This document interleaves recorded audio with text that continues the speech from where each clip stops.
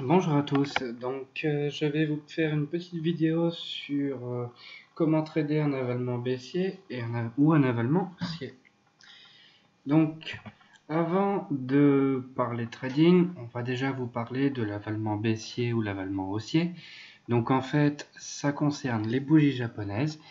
Donc pour l'avalement baissier, oui, vous avez une première bougie qui est haussière.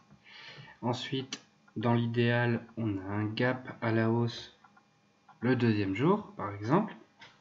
Et ensuite, on vient ravaler entièrement toute cette bougie. Donc, vous voyez, on monte le premier jour, on a un gap, et hop, on la ravale. C'est ce qu'on appelle un avalement baissier.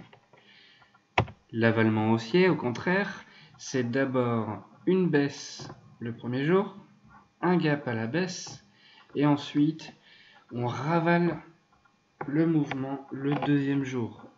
Donc vous notez bien que on clôture en général sous l'ouverture du premier jour pour un avalement baissier et au-dessus de l'ouverture du deuxième jour pour l'avalement haussier. Donc pour se placer sur un avalement baissier ou haussier, il faut attendre une confirmation. Donc l'avalement, lui, c'est 2 bougies, mais il vous faudra une troisième bougie pour confirmer que on clôture bien en dessous ou au-dessus de l'avalement, parce qu'il y a des pièges.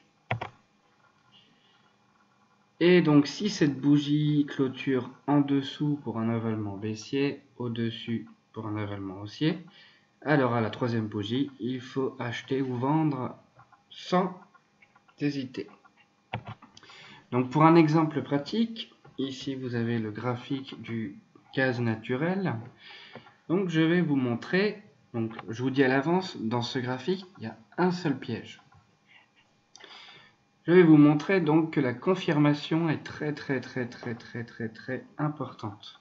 Donc on a ici un premier avalement haussier, ensuite on a un avalement baissier, puis le cours continue à descendre, et là on a un avalement haussier. Mais le cours a continué à descendre. Alors imaginez, si vous n'aviez pas pris en compte qu'il faut confirmer ces avalements, sûr à 100% que vous auriez acheté ici. Mais si vous observez la troisième bougie, donc là où j'ai retiré mon cercle, vous voyez bien que finalement, sur cet avalement haussier, ce mouvement a été avalé à la baisse, encore une fois. Donc pour ce mouvement-là, ici, donc là, on descend, on monte, on a l'avalement. On contrecarre le mouvement, on ravale par le bas et on va rentrer sur cette bougie-là en réalité. Donc, c'était le piège de l'exemple pratique qui est bien ici. Un énorme piège. Donc en résumé, on entre à l'achat après un avalement haussier et à la vente après un avalement baissier. Et on attend surtout la troisième bougie de confirmation. Voilà, donc c'était donc ma petite explication sur les avalements. Donc une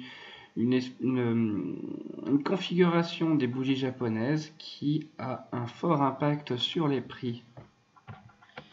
Je vous souhaite à tous une merveilleuse journée et puis à demain pour la prochaine vidéo.